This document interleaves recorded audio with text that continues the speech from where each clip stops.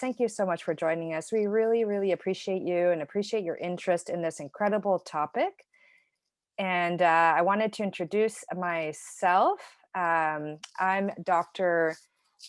Patricia Mills. I'm a medical doctor, specialist in physical medicine rehabilitation. I'm also a functional medicine practitioner and a health transformation expert. And I am so honored and so privileged to be presenting today with the lovely Natasha Samson, who is a certified yoga and Ayurveda teacher.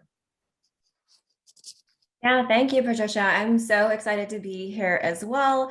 Ayurveda is my life love. So any chance I get to really talk about this beautiful gift with anyone else to help share this knowledge to make people, feel and look better, I'm just so stoked to be part of this as well. So really looking forward to it. Oh, me too. Me too. And I just wanted to take an opportunity to reflect on how important it is that we are all meeting in the same room, so to speak, to share this wisdom with you, because this is really important in this modern day and age, for sure.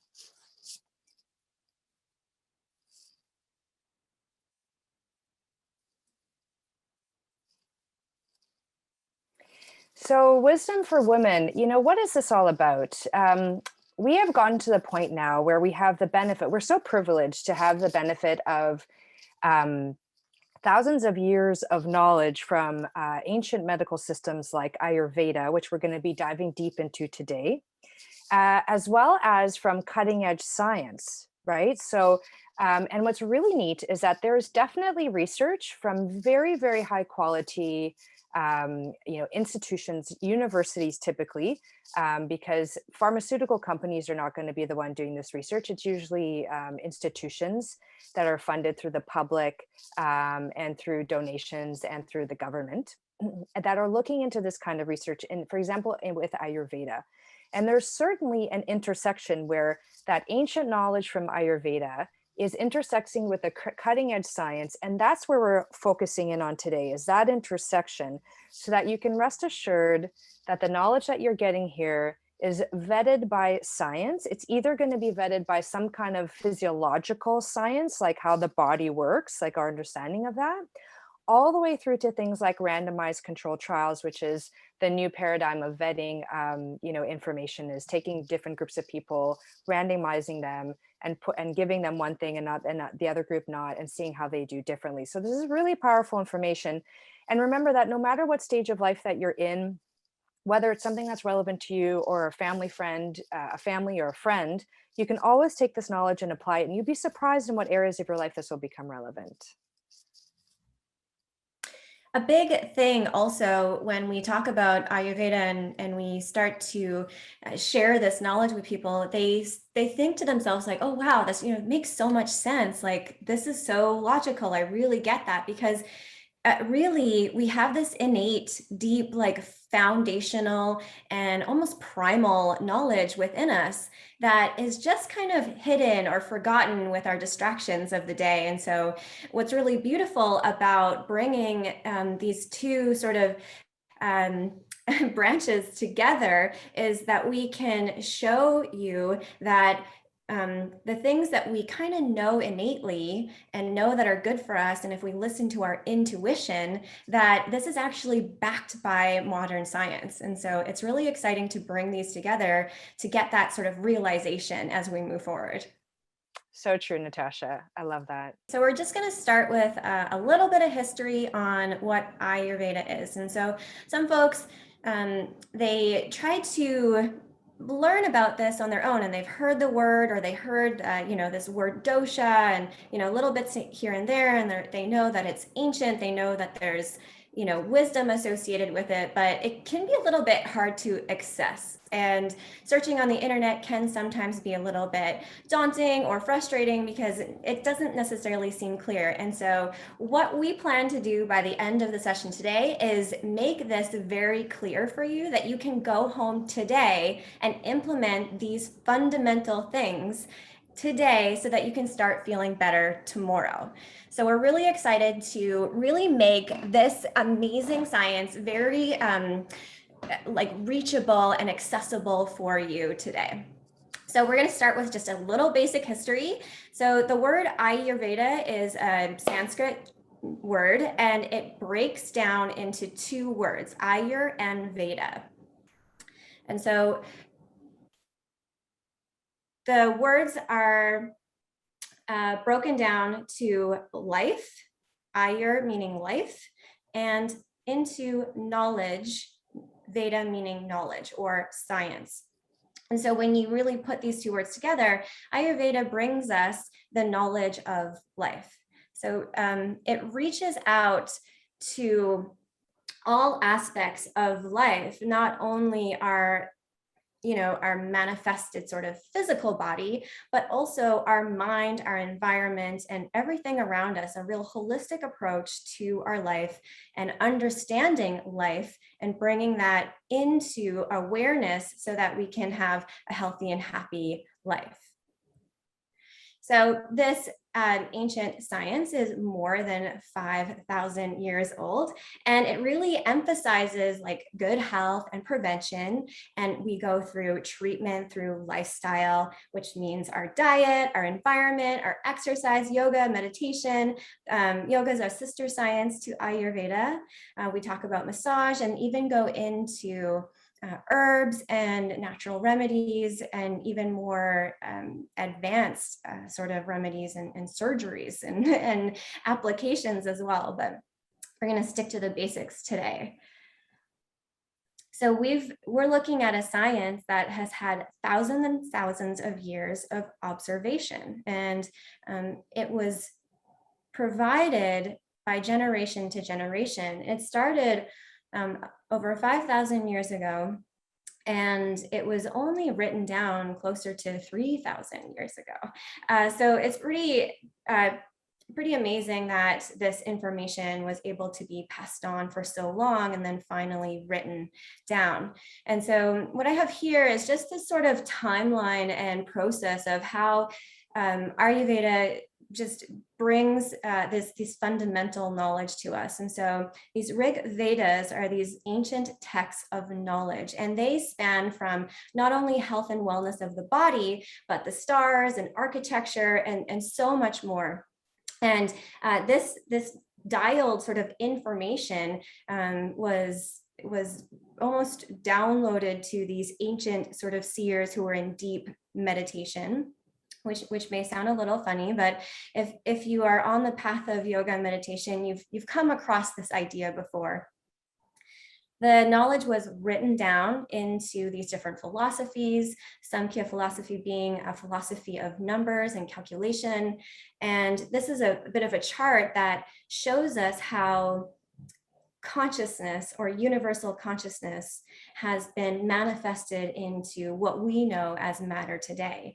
And as you look at our connection to the divine or universal consciousness and how that really comes from this sort of outreach sort of concept to physical manifestation is this Samkhya philosophy. And we're not going to go into depth in it today, but what we do need to know is as we go from something that's difficult to understand and grasp and see physically to our physical world, we start with what is called the 5 elements.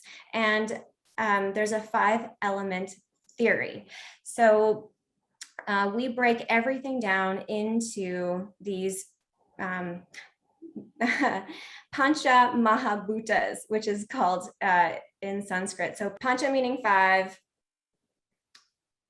Maha meaning grand, and Bhutas meaning elements.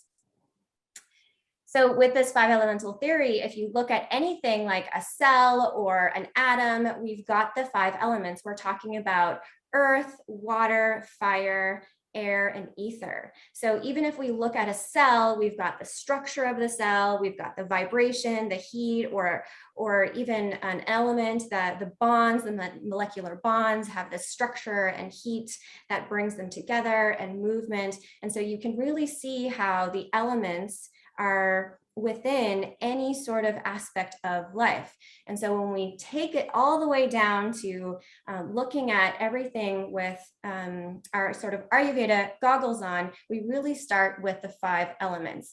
And we're going to get really deep into that over the next little while to really show you, by looking at the elements, we can really translate that out to so much that's happening in our life, outside and inside, that's coming in. Another big thing about Ayurveda that might be a little bit different than what we're used to is that it really cares about the root cause. So often we go to a professional with a symptom. Can't sleep, I have indigestion, etc. And so Ayurveda is not so much about here is your solution for your symptom.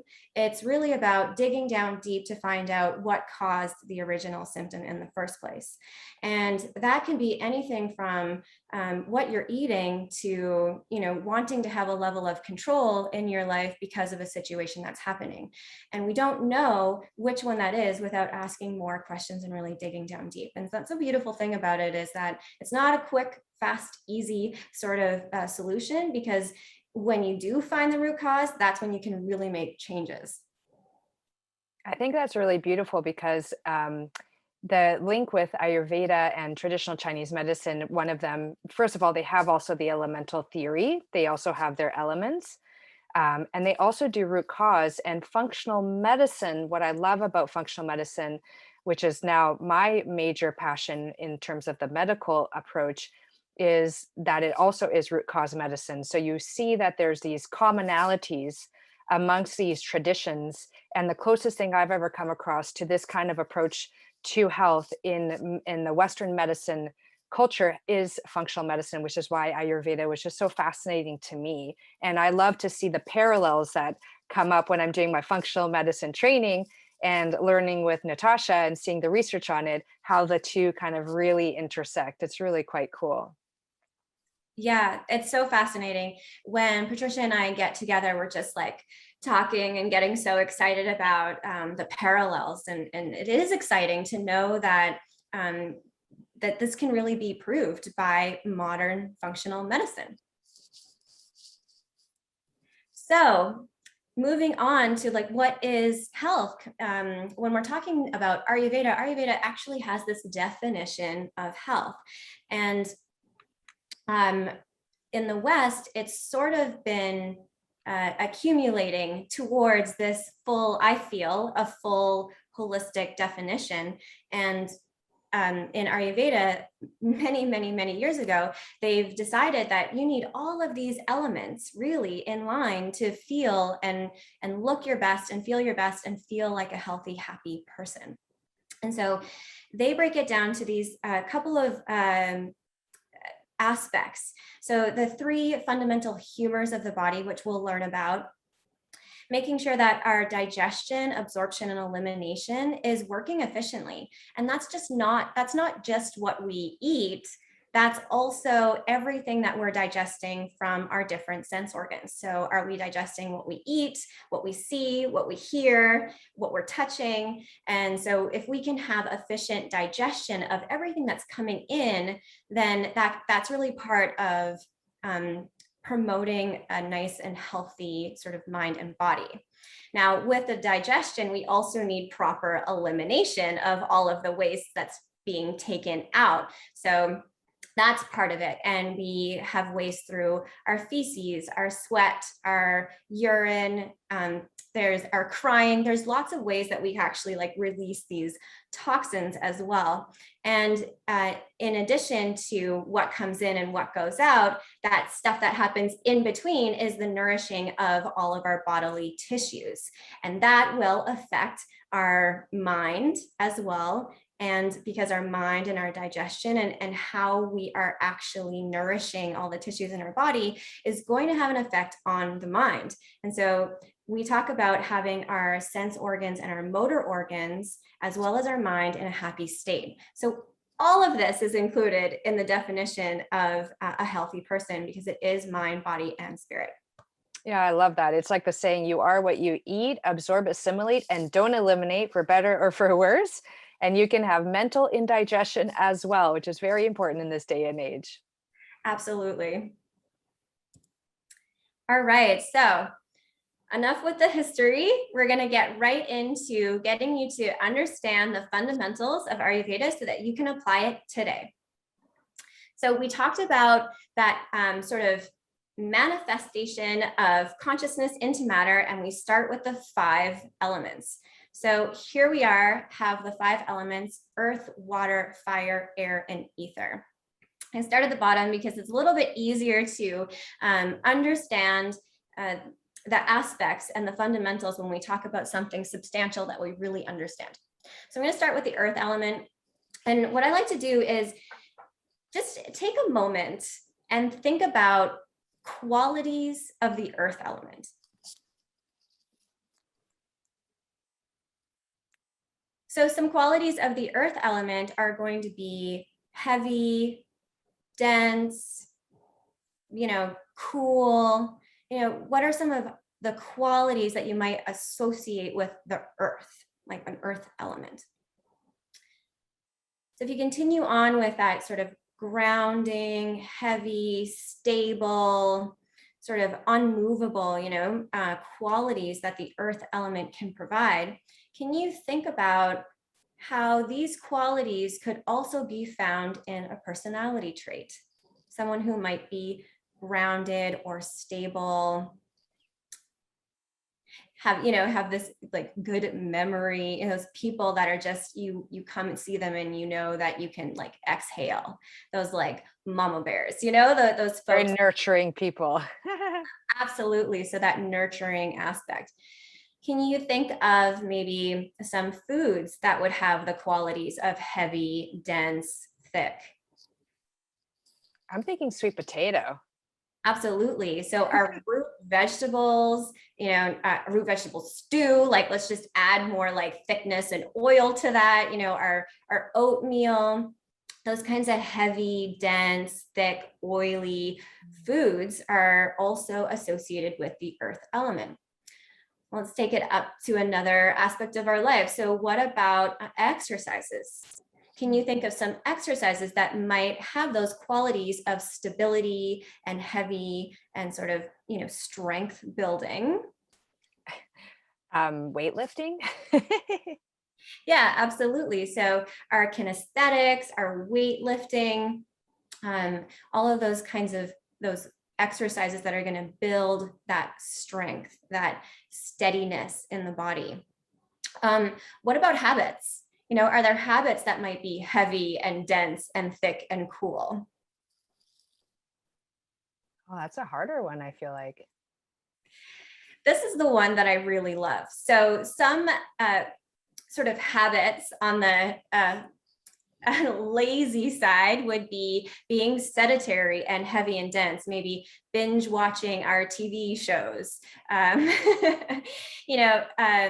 but also at the same time, all of those folks that are able to sit and enter data, and folks that can really, focus on a task, or those who are using their strength to build, and to dig, and our farmers and our construction workers, these folks that have that stability and endurance to be doing this hard, tough work all day.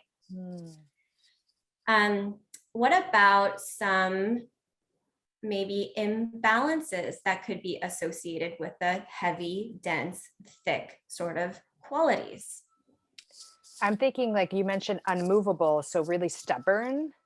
Mm-hmm. Absolutely. Controlling, maybe.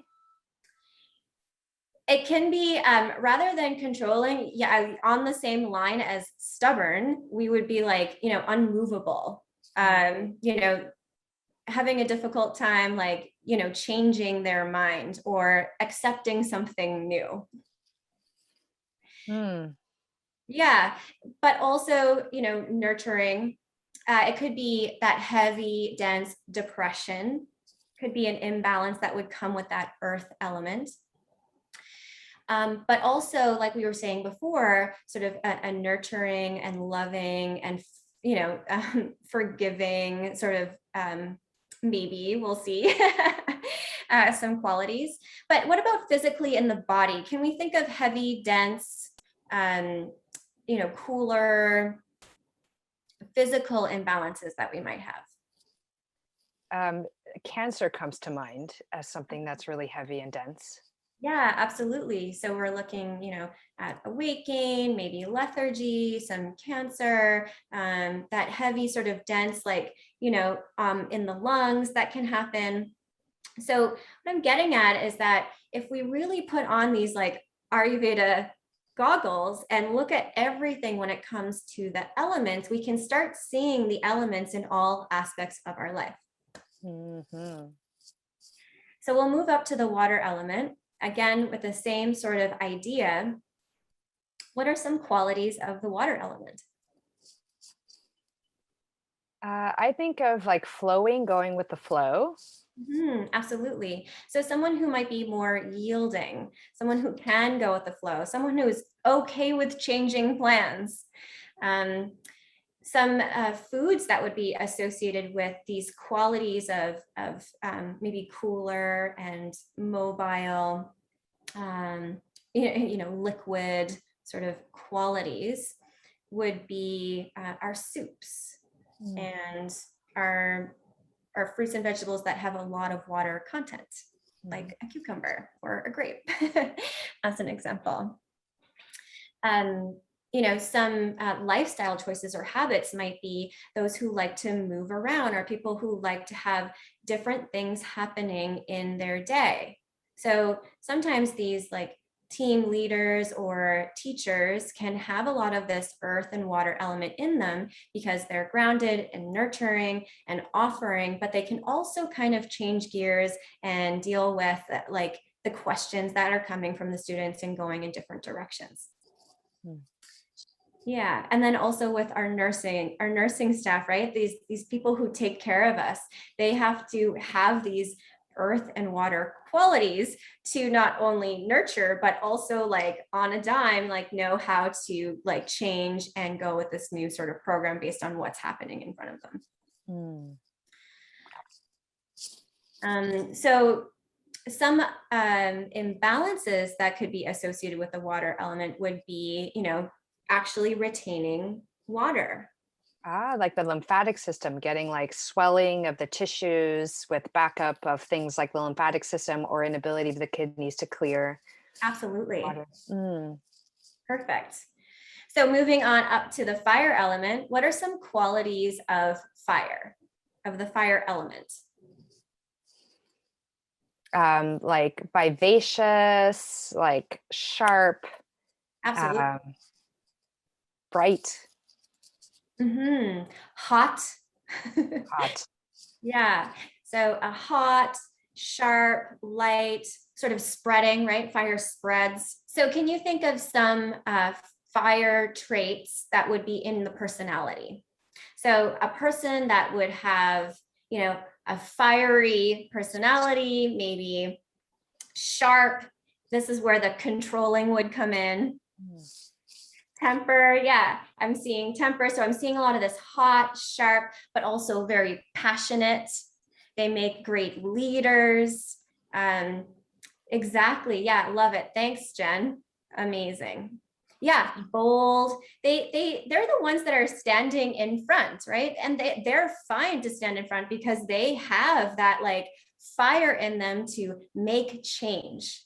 So often they are our leaders. They are the people in front of the army. They are the ones making change. So the fire element isn't only bad and associated with, jealousy and anger and frustration and controlling. We need a lot of fire in our personality as well to actually get our stuff done. So what about some foods that would have these qualities of hot and sharp? Like spicy foods. Yeah, absolutely. Our pungent foods and our salty foods and our sour foods, right? You can Oh, a sauerkraut. right? You can, when I start saying those tastes, you're like, yes, I can feel the heat, right? Makes so much sense. Yeah, absolutely. And so when we have these like, spicy Mexican food and we have the alcohol that's been fermented and we're sitting in the sun in the patio, And then we end up picking a fight with our husband later that day and we don't know why. That might be what's going on. Aha, now I get it. My fire element was elevated. Yeah, it's not really your fault.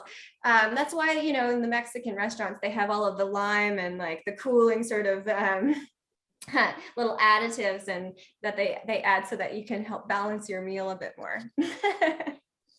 That makes so much sense. Yeah, really fun. Okay, so what about some habits or life choices if you've got a lot of fire elements? We talked about leadership. What else would there be? I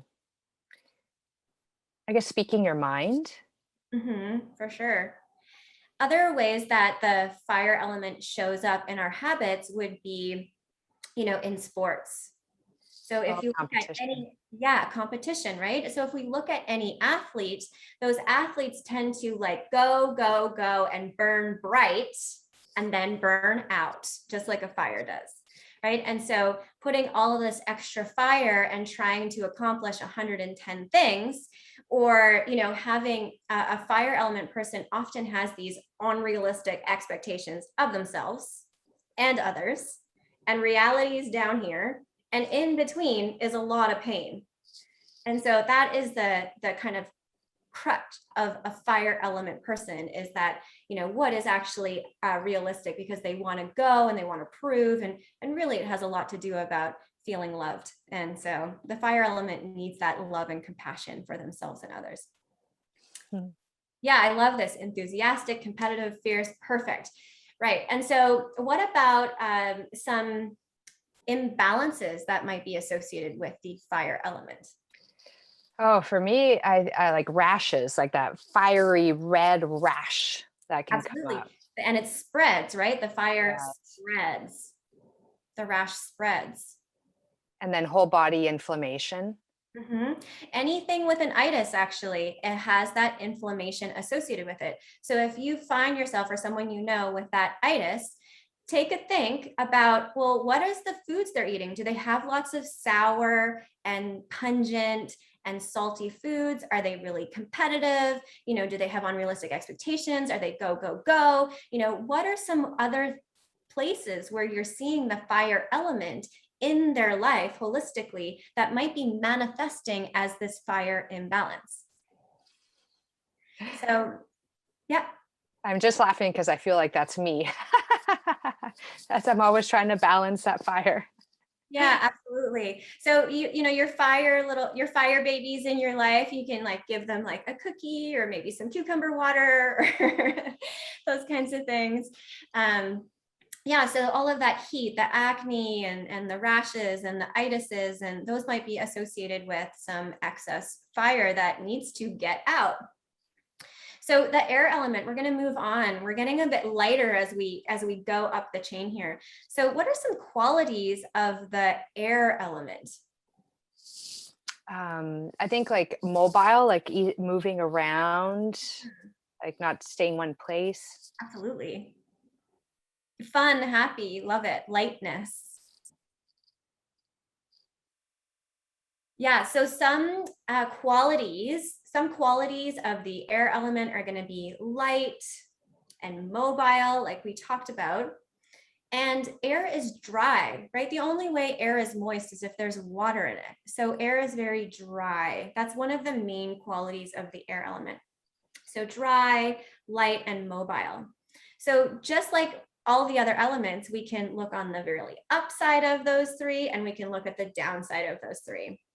So the upside of those mobile and dry and light qualities are fun, laughs easily. I love that. Creative, and like this sort of like idea of like bringing things together and creating projects, or like traveling the world, or making music and art and design and all of those wonderful things. On the downside of the light and mobile can be anxiousness, can be forgetfulness, starting a project and having all of this like yes, let's do this, and then no follow through, and then start a new project because they've gotten, they're over it. So they're just on to the new project.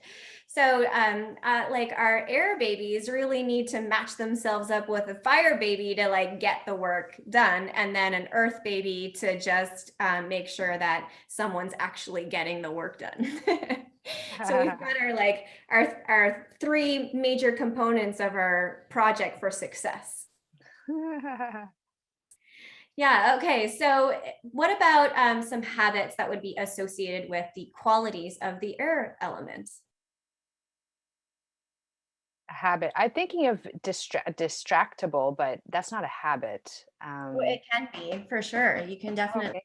have a distracted mind, and habitually give yourself too many things to be doing at once, Ah, right? And interesting. that can be a habit. Traveling. You mentioned music, Mhm. creativity. Yeah, absolutely. Absolutely. Um, yeah, dance, art, all of those things. What about some foods that would be associated with the light, dry, and mobile?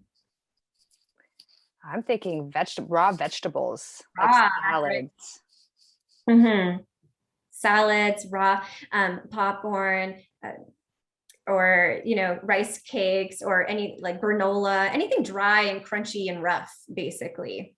Or Yes, dried seaweed. depending on how you find it. Yeah, anything that we're dehydrating, like when we have kale chips as an example, there's a lot of air element there as well.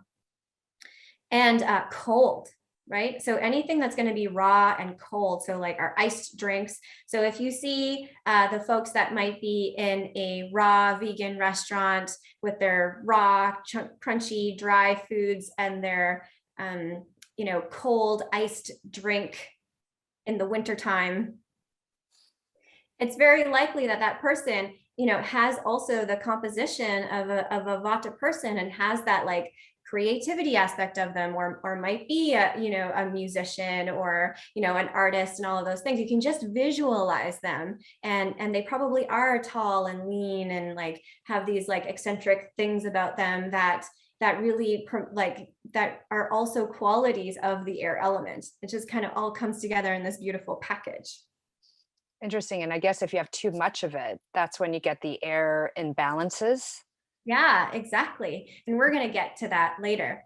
So I want to talk about those air imbalances before we move on, but our physical imbalances. So what could possibly be some manifestations physically that we would see from the qualities of dry and mobile and light?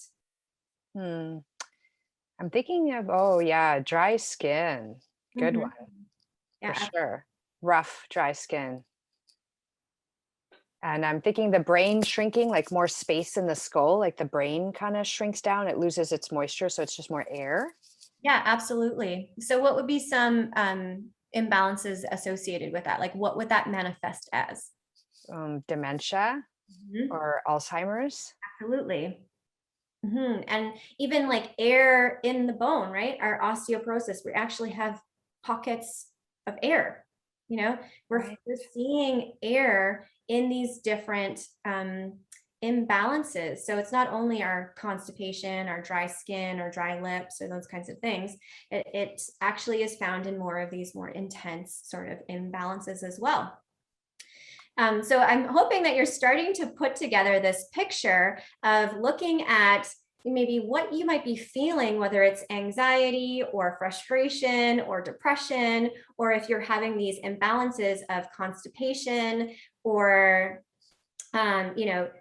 inflammation, or lethargy, or with the earth element, congestion, lymphatic congestion, weight gain, those kinds of things. You're seeing that those qualities are associated with an element, and then maybe you can match those qualities with other things in your life, your food choices, your diet, your habits, your type of work, those kinds of things. Wow, I'm so glad we're seeing the parallels. And so what do we do about it? What we do in Ayurveda is we try to break down what's in front of us, understand what elements are at play because of its qualities, and then do the opposite to pacify. Like increases like, and opposites pacify. And I'm really interested to see what ether and space is, because I feel like that's not a very well understood element. Like, you know what I mean? I'm very intrigued by this element, because I can already see, like, I have a little bit of everything, but I'm definitely dominant in fire and air. Mm-hmm. But ether and space, I'm not familiar with. Yeah, so ether and space, it's very similar to air. It's like up another level, so it still has a lot of the same sort of qualities as the air element would have, because that ether and the space is like the space in between. So even when we're looking at a cell or we're looking at an atom, there's still that undescribable like inner space, right? It's that level of, and the reason why it's actually matched with space as well, ether as space, because there is that connection. There is that connection to the planets, the stars. There's that connection that we have outerwards and innerwards. So it is a more difficult one to kind of grasp, but it does have a lot to do with birthing the other elements, right? It's the beginning, it's the foundation. And on an energetic level, because when we look in Ayurveda, ether births air, which births fire, then water, then earth. So, you know what's really fascinating about that? I mean, if you do study like astrology and the science of the cosmos, there is ether, in the sense that when you leave the stratosphere, you get out of air and then you get into something. It's not nothing, you know. There's something there, and they've even given names to it, like dark matter. You know, so it's not light. It's present in the absence of light, and it's present in the absence of air, fire, water, and earth. So it's that thing. And it's really quite fascinating, because as we talk about like quantum physics, and we talk about, as you say, atoms, and like the energy inside atoms, and how we are made of like tiny, tiny little atoms, right? And like there's enough energy in that atom that if you were to release it, it would destroy the world. And you are literally walking around with that energy, like trillions of those atoms in your body. Like, you are that walking bundle of incredible energy. And a portion of that, they're starting to understand, comes from this like undefinable matter called ether, and it's within us and without us. So as within, so without; as above, so below.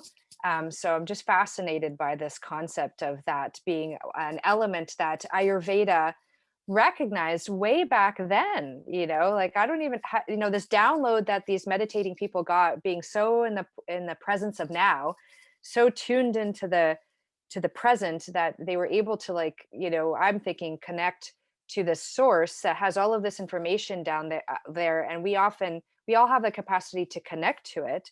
I sometimes get a glimpse of it when I'm meditating, but nowhere near you would need to get that kind of a connection. And it sounds like this ether and space is kind of like the mediums, a part of the medium of that information that exists through the fabric of the universe. Yeah, you got it. Whew. It's wonderful, right? So coming back to our definition of health, because what we're here to do is transform our health. And so understanding these fundamentals, and we talked about the definition of health, and we said that we really need balance of these three humors in the body.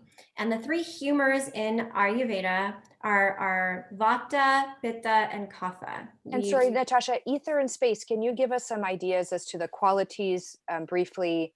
Are there like qualities in foods and habits and that kind of thing for that? Or is it like just this overarching element, Yeah, I would say that we are going to look at it more like an overarching element for now. It is, I don't know if esoteric is the right word to use, but it is a bit like difficult to really like articulate.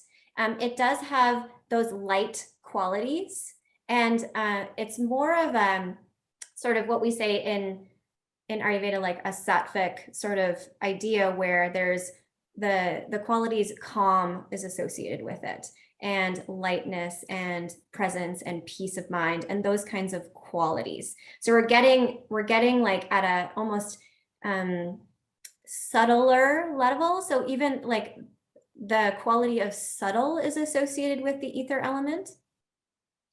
And if we were to look at things that are subtle, it would be like smoke. Smoke has a subtle quality to it.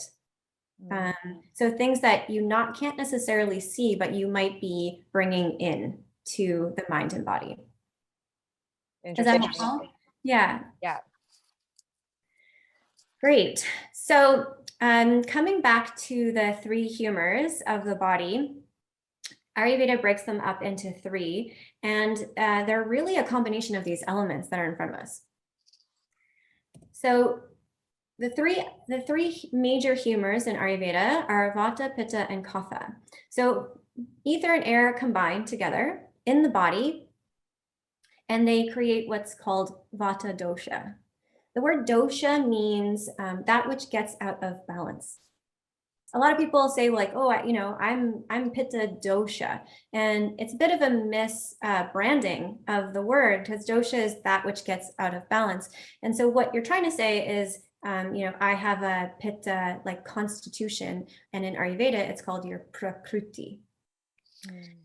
Which is, determined at the time of conception. So it's really kind of linked to what we would call our DNA, our constitution.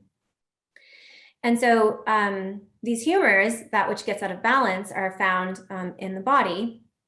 Our fire and water combine together to make Pitta dosha, and our water and earth combine together to make Kapha dosha.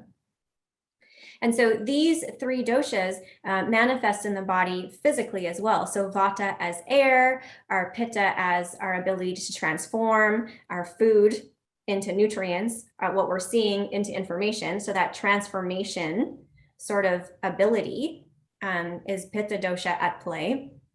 And it's associated with the bile in the digestive tract. And then our Kapha is associated with the mucus and phlegm. So basically everything from the mouth to the fundus of the stomach, where it's all like wet and moisture and all of that's happening there. It's also associated with the lungs and the heart and basically the chest mostly. That's very interesting because like you could do like the dosha questionnaire, which is a very common questionnaire, right? And there's the constitution that you were born with. So you got your genetic kind of makeup, and so and maybe when you're born, you're as well balanced as you're going to be, or maybe not. Some kids are born with imbalances and then they have to fix it. But let's say if you were born true to your DNA, you would have this constitution, that your predominant constitution, or one or two or combination. But then you can become imbalanced. So when you go to do that questionnaire, when you're like in your 20s or 30s, 40s, 50s, 60s, you can actually get different results. And it's not so much that that's the constitution that you were born with, that's not your DNA. It's more like what's happening environmentally to imbalance the dosha, right? To create that imbalanced dosha. And now you can get a very different kind of answers in your questionnaire that is simply a reflection of how you are right now. Yeah, absolutely. And it's kind of fun to play with the questionnaire. It's a tool, and it's a playful tool as well. To really know what your constitution is, an Ayurvedic practitioner can tell by reading your pulse, as an example.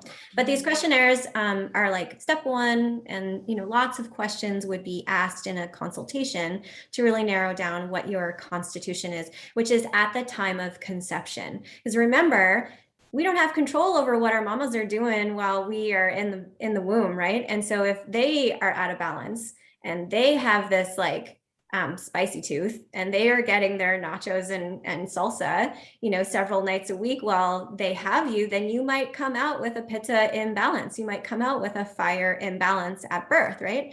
So the constitution is really at conception, and so much can happen right after that. So, yeah, and so when we're looking at the questionnaire, if you want to really try to figure out what your constitution might be, you want to think of a time in your life when you felt most balanced. So if that is at 20, or if that is at 19 or 14 or 30, whatever time that you felt like you were in your flow and you felt the most healthy, that would be when you would want to answer the questionnaire for what your constitution may be. And then you could also redo the questionnaire again for how you feel today. And how you feel today in Ayurveda is called the Vikruti, or how the doshas are themselves today. Ah, cool. Great. So we've got our three doshas here, and I wanted to just kind of elevate these qualities, right? So our Vata has the dry, cool, and light quality. And our Pitta shares the quality of light with Vata. So they're light and hot and moist, or oily. And Pitta shares, because of the water, that oily or moist quality with Kapha, with that moist, heavy, and cool. And both air and earth are cool. So they share that quality as well. So I wanted to show this because they're not completely separate. They're not mutually exclusive. They share some of the qualities. And so you need to look at both depending on what you see in the imbalance. So as a summary, when we're looking at our Vata dosha, and I like to start with Vata for this particular session because we are in the fall. And if you think about our environment right now, what are the qualities of our environment? Our qualities in the environment in the fall are dry, the leaves are drying and falling, the wind is blowing. We have those mobile, dry, and light qualities. So Vata time of year is the fall.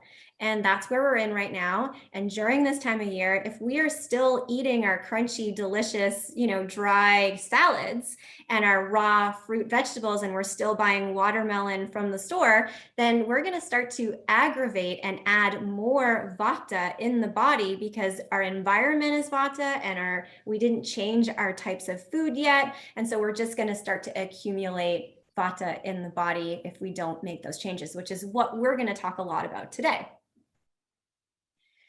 So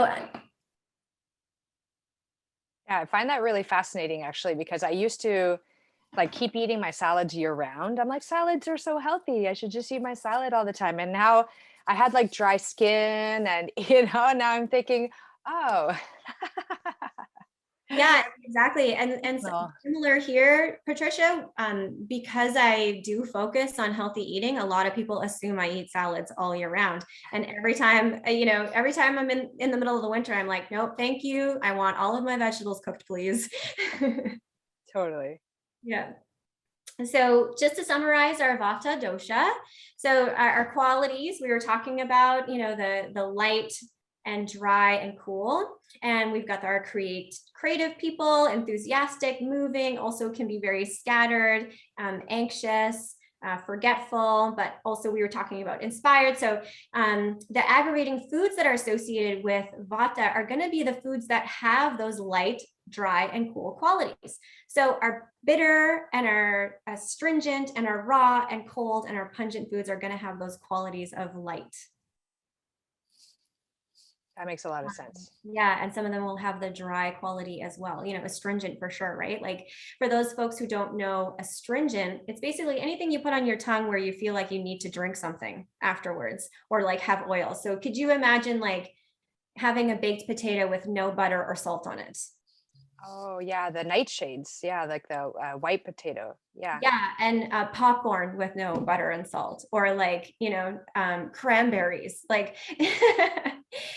Think about those cinnamon, right? There's things that you can think of, or an astringent banana. You need to grab something to drink after you have these. So these are your astringent types foods, and more on foods in one of our other sessions.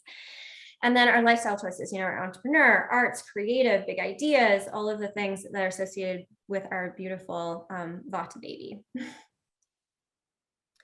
Pitta in the middle. So they're always, right down the middle. They've got, a moderate sort of middle range body. All of the things about Pitta are right down the middle. A Vata person might be tall and a Kapha person might be larger, but Pitta's right in the middle. It's like a cheetah, whereas the Vata is like a willowy kind of how do you say it, like a heron kind of thing, and then the Kapha is like a bear. Yeah, I love that. So yeah, I think if I were to compare animals, I would go with a hummingbird. A hummingbird for Vata. Mm-hmm. Yeah, and then the cheetah is a really great option. And then your cheetahs, they've got that gaze, that sharp gaze. They know what they want. They only use as much energy as they need because they use energy to run, and then their muscles relax. If you watch them run, it's just an absolutely beautiful visualization of efficiency. And then, our mama bear, right? I love the idea of that bear qualities of our Kapha. And I guess if a pitta becomes imbalanced, they can put on weight, become heavier, kind of become like that overweight cheetah that's now looking a little bit more like a bear, feeling kind of dense and heavy, right? Yeah, absolutely. And even our bear can start accumulating excess vata and feel anxious. And then we've got, an anxious bear not knowing how to find it funny. Oh no, not an anxious bear. All right, so our pitta, we've got our passionate leader, reliable, hardworking, and then sharp, controlling, that spreading sort of quality. Not only do they spread, our physical diseases, but our pitta people want to spread their name and fame. So there's that sort of quality as well. Brave, focused, but also on the other side can be frustrated, jealous, anger. Our spicy foods, fermented foods, salty, sour, and then our lifestyle. So they're usually the excess pitta will cause gray hair and glasses. So, all of our older sort of engineers and doctors, how you can just, you're picturing them and they've got the gray hair, balding, glasses, these are our highly pitta folks. Those are some imbalances that happen for our pitta folks. Unfortunately, they're prone to gray hair and balding and glasses. So it's just a thing. And I find it really interesting because you see here fermented, right? And like fermented is considered to be like a healthy food, right? For your microbiome, to feed your microbiome, those fermented products like sauerkraut, fermented sweet potato. You can ferment everything, right? But what I see here is that you can overdo a good thing. And depending on your constitution, you might be more prone to overdoing a good thing. And I personally remember when I used to have my salad with like a huge amount of sauerkraut. And one of the things I did was really dial back, like, first of all, no sauerkraut for a while. And then when I reintroduced it, just like a little bit. And so when I read that list, it's just very interesting to see, like, just because something is good for you, don't overdo it. There's still that Goldilocks zone. And it depends on your constitution and your current imbalance. So someone who is, on the kapha imbalance side, who might have a little bit of weight gain or might have lymphatic congestion, they will do well with these fermented foods to help stimulate their digestion and help them get up and moving and accomplish things. Whereas someone who might already have an itis or, a rash or inflammation, or is dealing with some jealousy that they recognize or frustration, that fermented food overdose may further aggravate their symptoms. So fascinating. Yeah, absolutely. Our kapha, now that we're talking about our mama bear, so our heavy, moist, oily, cool, nurturing, grounded, can also be thick and dense, static, immobile, good memory. They're the folks that are gonna be like, oh yeah, I remember you said this, it was a Tuesday, it was raining, you were wearing that purple shirt I really like where do they remember all of those things? These are the folks that have that good memory. Compassionate, loving, joyful, but too much in excess, any of us can have excess kapha and get to the depressed, lethargic, sort of sad emotions. And so, poor kapha, because the aggravating foods are all the fun ones, your sweet, sour, and salty. So they're the ones that are going to increase the building in the body, your sweet foods, whether they're rice or wheat or sweet potatoes, all of those thick, heavy, dense sort of sweet tastes that are helpful for building our body are also in excess going to maybe imbalance our kapha baby, but not our vata baby, so they'll need the sweet, sour, and salty foods. Very important to know. Yeah, and in addition, the cold, thick, and slimy. So those folks who are sitting on the couch, binge watching their TV and having ice cream and pizza are right in that line of getting a kapha imbalance. And they might wonder, why am I feeling so tired when I wake up? Why am I so lethargic? Why can't I just get up and accomplish my things? And it might have something to do with excess kapha from your habits. That makes so much sense. Wow, incredible. And our lifestyle. So like I said, they can sit sedentary for long periods of time. There are worker bees, our laborers, our care providers, they're, love outdoors. And also they might be your gamers that are in the basement playing games for hours on end and just loving it. I know I can see that with children. Like my son is like definitely like a kapha pitta, but I have to purposely get him to play outside because he will go to like gaming or television watching like nobody's business. And I can see the imbalance that causes in him. Hmm. And Ursula has a question here. Would you say that we crave these foods that match our constitution but aggravate the imbalance? And if we're going to answer that in a future slide, which I think we will, we can save it for later. Or what do you think, Natasha? Yeah, I would say that that's a great question, and we are going to touch on it very soon. Oh, good. Good question. Great. So, what are our imbalances here? I don't know what happened with that. Okay, so some of the imbalances. So, we alluded to this. So, when we're looking at vata, our vata imbalance, what are the ways that it can manifest in the body? So, what is our body telling us? What is the language of our body that's saying, like, hey, you might want to take a look at your habits and your diet and your lifestyle and your environment and notice if you see the excess dry like qualities anywhere, because this is what your body's saying you have too much of.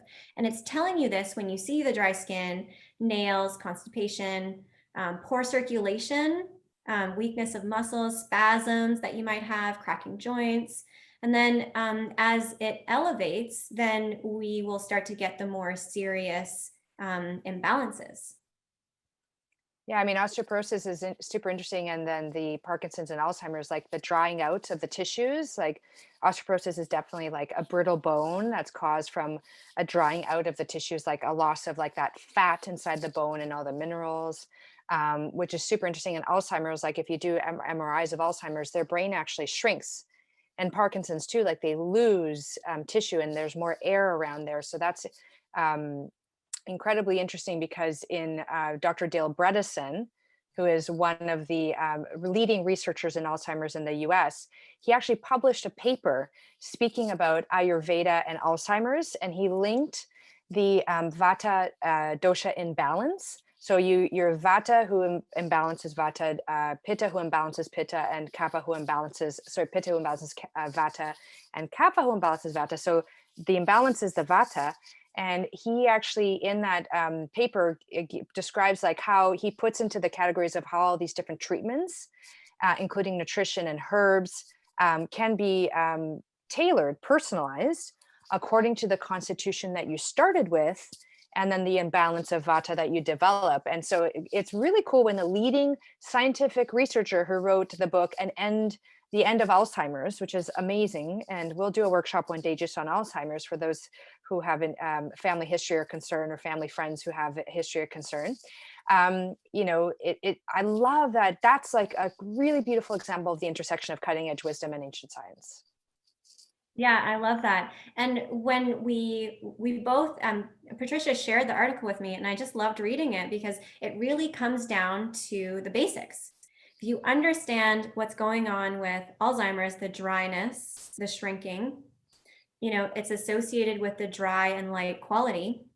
The opposite of dry is oily, and the opposite of light is heavy, and the opposite of cool is warm. And a lot of the ideas that were offered in the article had to do with oily, heavy, and warm. Yeah.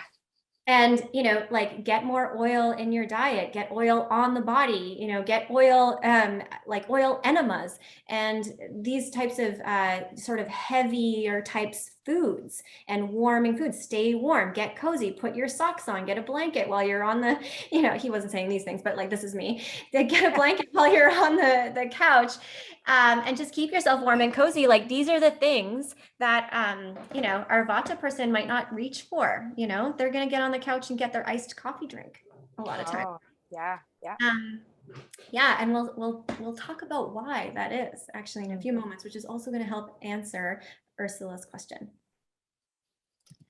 All right, so we've got Pitta next, and with Pitta, we're talking about that hot, light, sharp, oily, spreading sort of qualities, and we start to see them in our body language with rashes, acne, dizziness. It's a big one. Often people complain of dizziness and they're not quite sure what's going on. Irritability, nail infections, and then our hot flashes as well.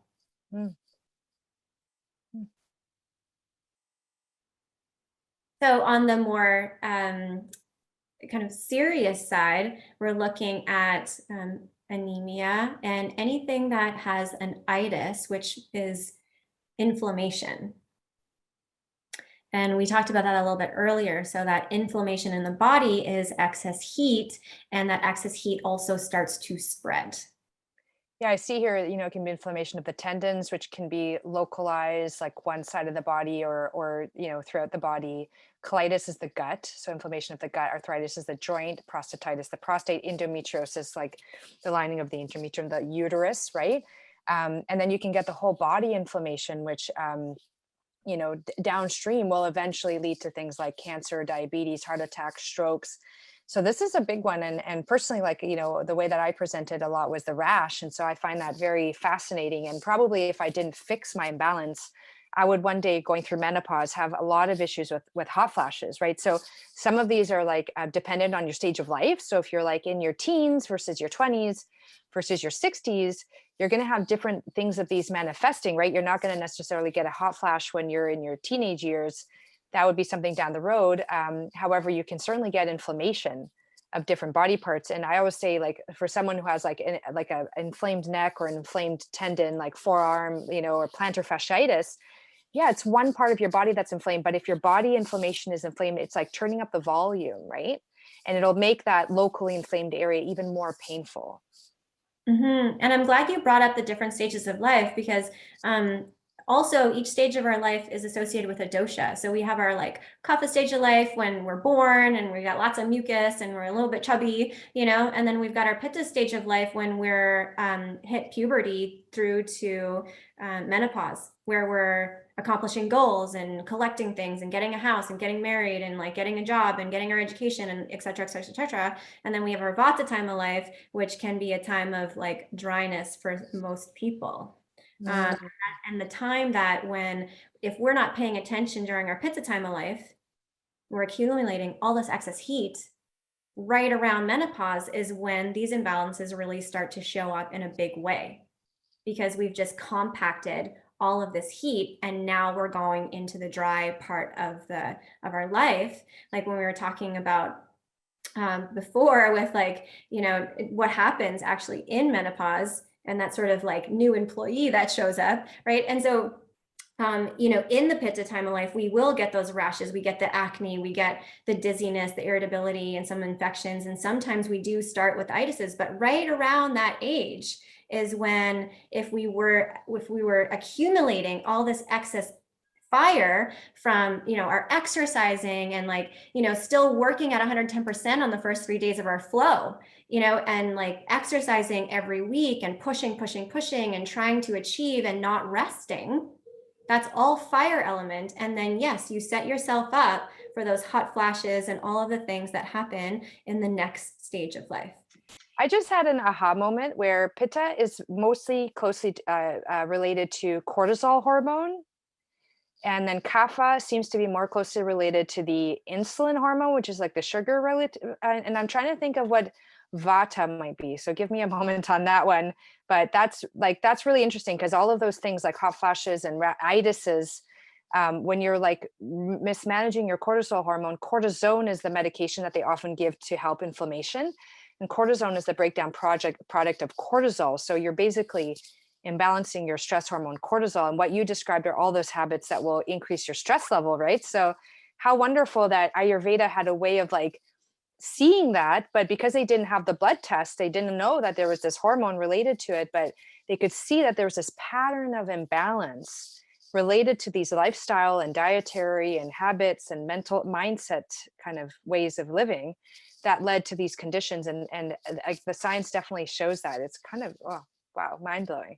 And I love that they keep it simple. Like if you really think about it, it's like, what am I doing? Do these have the qualities of like sharp and light and hot and like, mobile? And if I'm doing too much of this, and then my imbalance also matches that, it's like a really nice way to like bring it down to a place that's like accessible without knowing all of the science that's been backing it up, but like someone just, someone just regular can start to make those connections. Totally. Yeah, I love them. All right, so onto our kapha, those cool, heavy, dense, oily sort of qualities are going to be associated with, you guessed it, like congestion, both lymphatic and in the lungs, weight gain, high cholesterol, joint stiffness, impacted wisdom teeth, and depression. And then we, not checked is going to, get into these more intense sort of imbalances, where you can actually start to see from the list there, the qualities of these imbalances are also the qualities of our earth and water element. That was, yeah, like tumor is very dense. Leukemia is a tumor of the bone marrow, basically. Diabetes is a disease from too much sugar. Remember, you said sweet is like an imbalance of sugar, so that's like a sugar kind of fast carbs. Enlarged prostate is also testosterone hormonal imbalances from those kinds of dietaries, and so heavy menstrual flow as well has to do a lot with the hormonal imbalances that you can get into through those dietary fast carbs, insulin, then dysregulating. So, wow, yeah, it all makes sense. Fascinating stuff.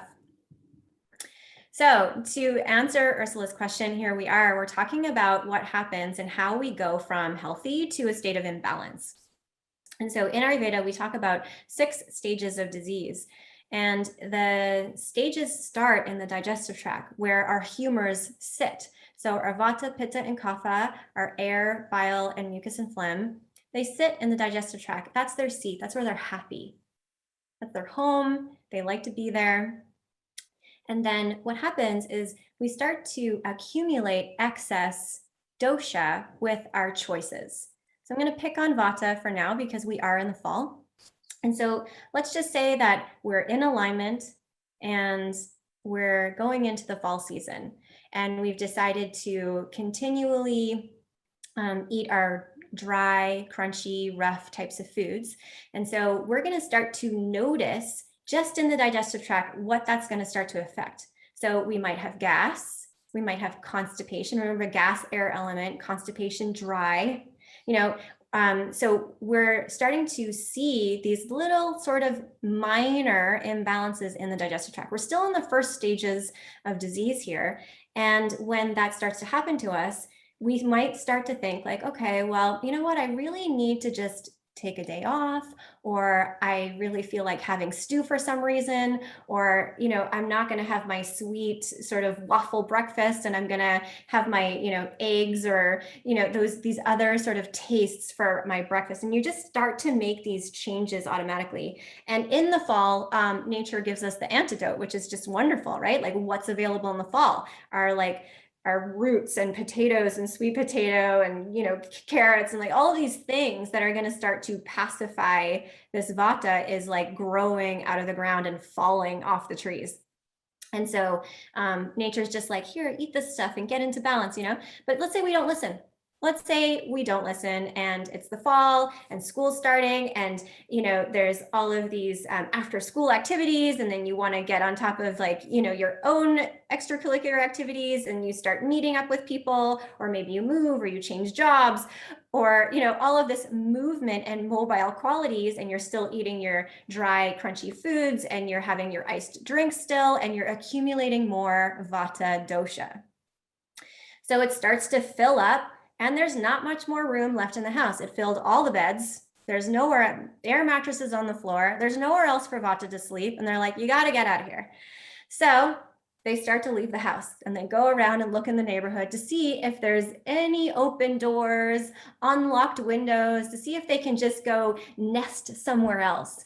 And what's happening is excess vata leaves the digestive tract and then travels into the body to find the weak tissue.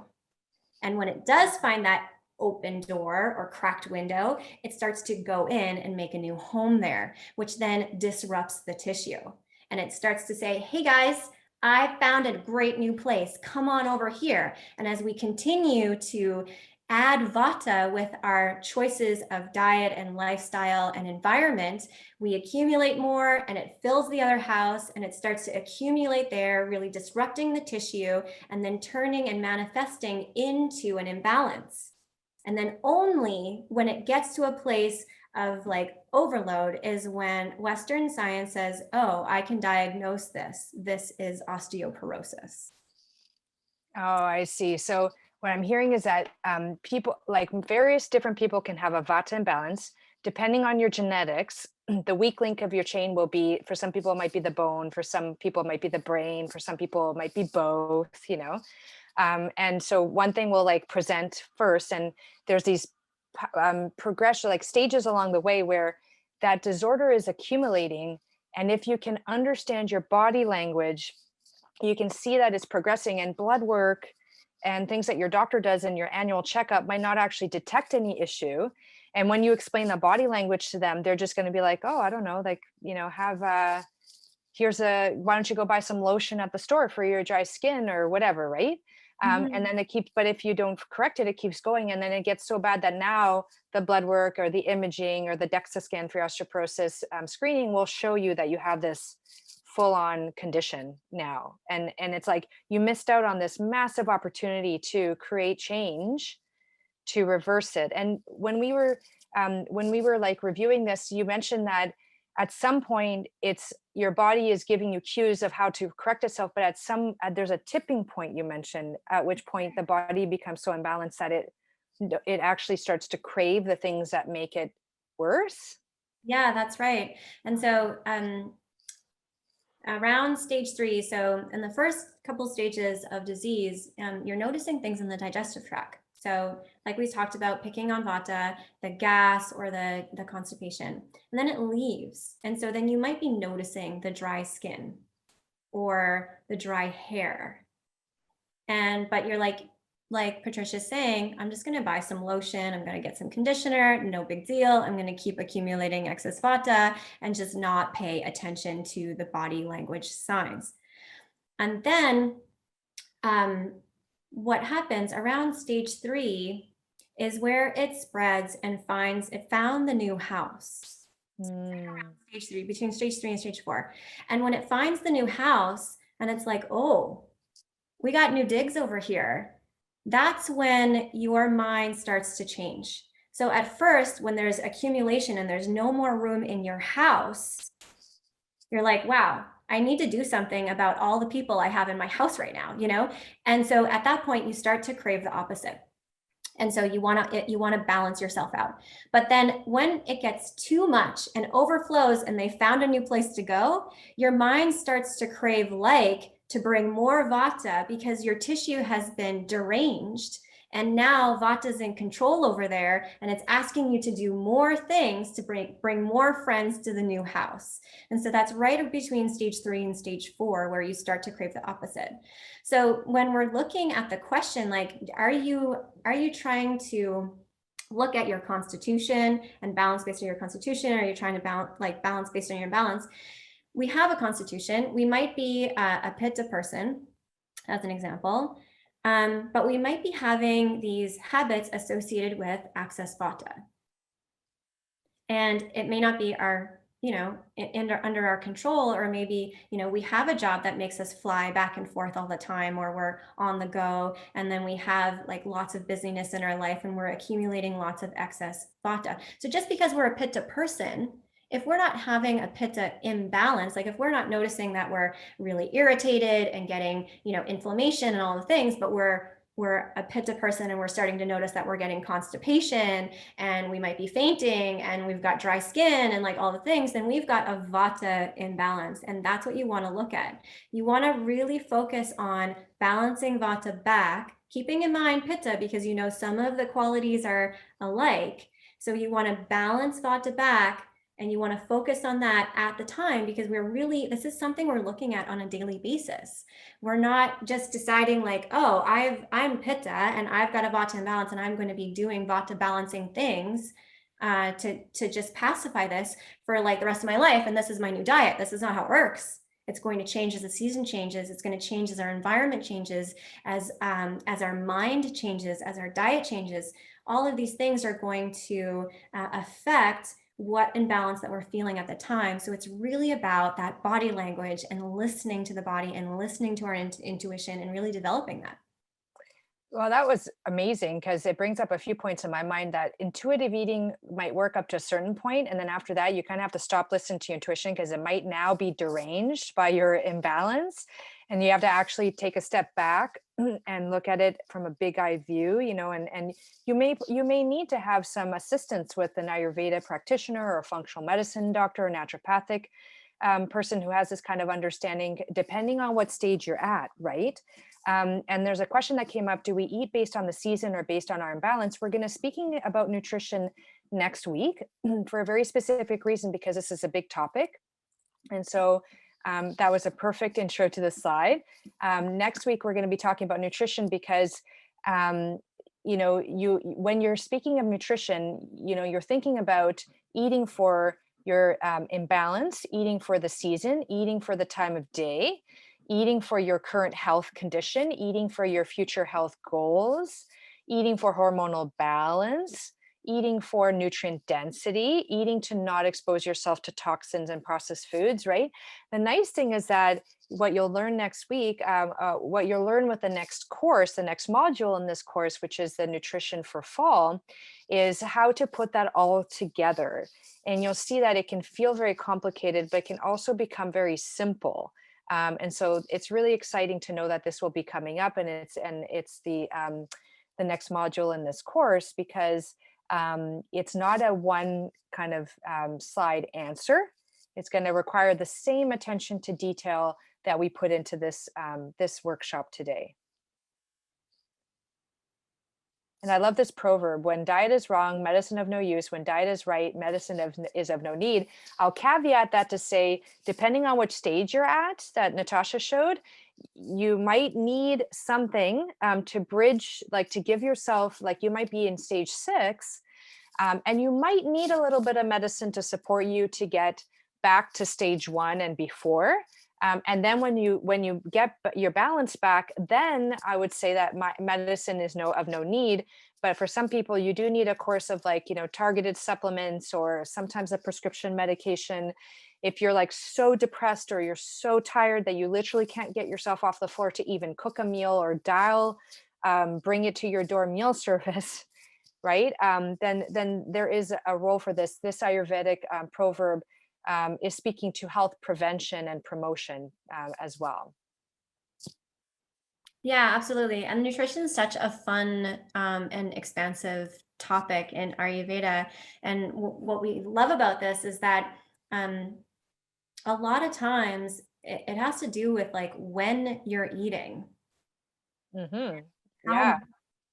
you're eating, and your state of mind while eating.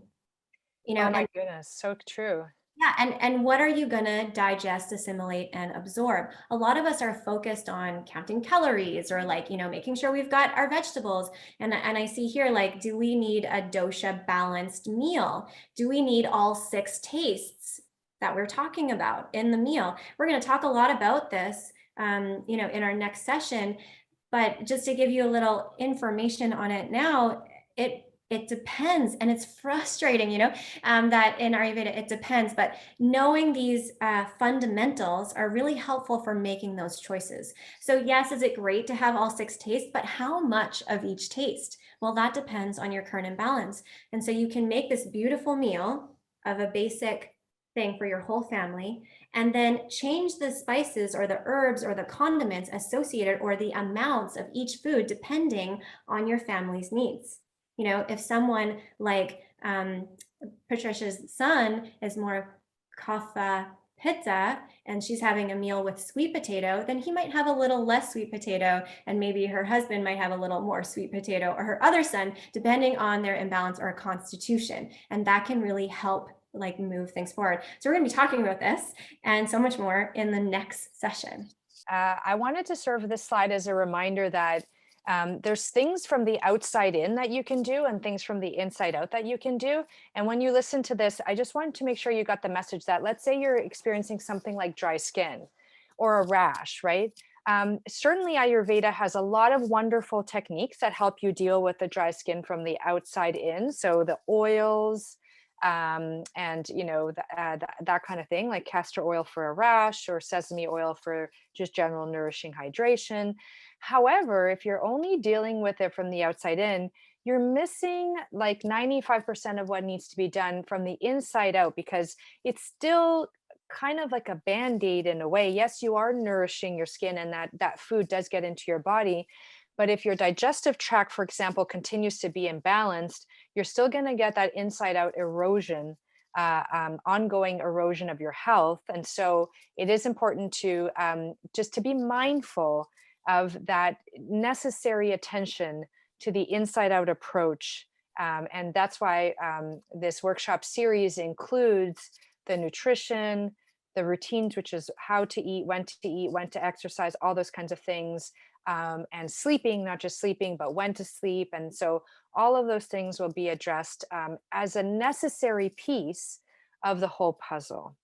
And working towards finding what your root cause is. This also reminds me of, like, yeah, okay, I've got dry skin, I've got dry hair, and these are some wonderful gifts from Ayurveda about the Abhyanga self-oil massage that can really help nourish you as well from the outside in. But what is the root cause of the excess vata? Is it your anxiety? Is it your food choices? This is the idea that we really want you to take home, is you need to take time to really think about your whole life holistically and notice, what is it that I'm doing that might have these qualities in it, whether it's your environment or your thought process or your food or your habits.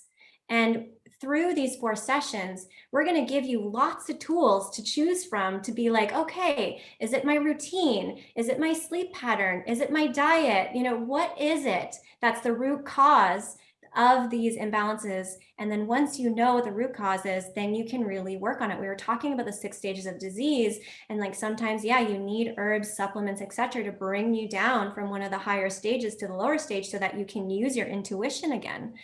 But when you do this, when you start to come down to your root cause, then you're not going to accumulate more. And without knowing the root cause, then you can bring yourself down with these herbs and topical remedies, but you're going to bring yourself back up. And so what we really want to do is get you to understand the fundamentals. And then we're going to pick on different aspects of your life to see if we can help you find the root cause. That's so wonderful. It's so exciting and so empowering. And I just want to point out, there's a question by Ursula. Is the goal then to have a good balance between the 3 doshas with your food, or only adjust if an imbalance is observed? I would say that it's both. That makes sense, because you have to be paying attention to your imbalances and adjusting your food for the imbalance that you're observing. And it's never good to have too much of one thing. So you never want too much of a fiery. You don't want too much of watery. You don't want too much of cold and slimy. So you're going to be putting like amounts. And then what you're going to learn next week is the seasonal aspect of it. And Natasha today touched on what your constitution is, which the best approximation I can gather is from looking back to when you were best balanced, to see like what is your foundational constitution. And once you correct for your imbalance, then you're going to be eating with a particular eye to your foundational constitution, which is the concept of personalized medicine, personalized nutrition. It doesn't make sense to give the same recipes to every single person who comes your way, even if those recipes are super healthy and delicious, because that person's going to have their inherent constitution in addition to perhaps an imbalance on top of that. So I agree with Natasha when she says you basically have to eat based on the season, based on the imbalance, and based on your original constitution, and not so much I need to have the 3 doshas balanced on my plate so to speak, but more like, what is my constitution? What's my imbalance? And what's the time of year? What's the time of day? That kind of thing. Would you say that's right, Natasha? Yeah, absolutely. And the most beautiful and frustrating thing about it, especially for our Pitta folks, is there aren't rules to follow. You know, our Pitta folks, they're like, tell me all of the rules so that I know how to follow them and I know how to break them and I know how to fix things. You know, and that is the beautiful part about Ayurveda, is because it is about, you know, nourishing that intuition and listening to the body and just understanding where you are and what you need today, and also making it playful and not stressful. You know, like if you are experiencing an imbalance, and let's just say, since we're picking on Vata, it's anxiety. You know, let's say that you do have this forgetfulness and anxiety and worry and forgetful and like all of these things in the spinning hamster wheel mind. You know, if that is your predominant thing that's happening, you know, just take a look, like, you know, how much raw crunchy foods are you having? How much are you moving around? Like one person, one of my clients was like working in a restaurant, which is very mobile, and saving money to go travel when she was not working. So she'd like work in a restaurant where you're talking and moving and all of the things, and then pause and then travel the world. And doing this for years was just like accumulating excess vata. And she was really a type of person who liked to like work out a lot. And so there was like so much movement, and the diet was also excess vata. So she had all of these ways that in her life that she was accumulating excess vata, and didn't understand why she had such a severe you know, story and anxiety and limited beliefs in her mind, and how her mind was just so playing against her. But it was a slow accumulation over years of this vata imbalance in that tissue. Ah, wow, that makes so much sense. Wow. Yeah. And so it starts with routine. So when she started to implement a routine in her life, things started to calm down. And she was always cognizant of food choices, but the routine did it. The routine, not having any routine, was really one of her root causes. I'm so glad we're going to be doing a whole session just on routines, because I hear that coming up a lot. And I think that's really, really key. Yeah, me too. Love it. All right. So this is the sort of final, we're coming to the end here of our presentation. We really hope that you understand Ayurveda a little bit more. We hope that you really get that it's really about figuring out the qualities of what's going on in front of you, associating that with an element or a dosha, and then understanding the opposite can really help pacify that. And we're going to help you even more with the next following sessions. And we're very excited to continue to go on this journey with you. We have a few questions for you. And so the first question, and we'd love for you to write them in the chat if you'd like.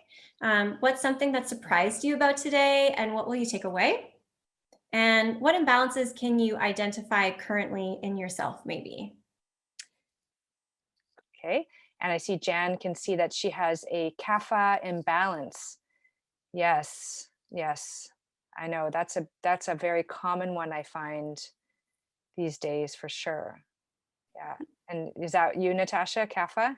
Yeah, sometimes I wonder how a bag of cheesies got in my garbage can. Yeah, right. Like, I opened up the garbage can and I'm like, how did that get in there? Yeah. Oh, yeah, definitely. And Ursula is saying almost 100% pitta and have some work to do. That's very interesting. Yeah. And I would say personally, I'm pitta and vata. I used to have some kapha imbalance as well, but I worked that out of my system. And now I feel like my vata is getting a little bit better, but I have some residual of that in the pitta as well. And I'm just love how, you know, it's a never ending process of learning. Like you know, it's never done. You know, it's like I'm always learning, and I love it. I love this process of inquiry and learning from here, learning from there, and then getting these threads of truth, as I call them, the essence of health, and seeing where they all kind of interconnect. And I find that Ayurveda just has so many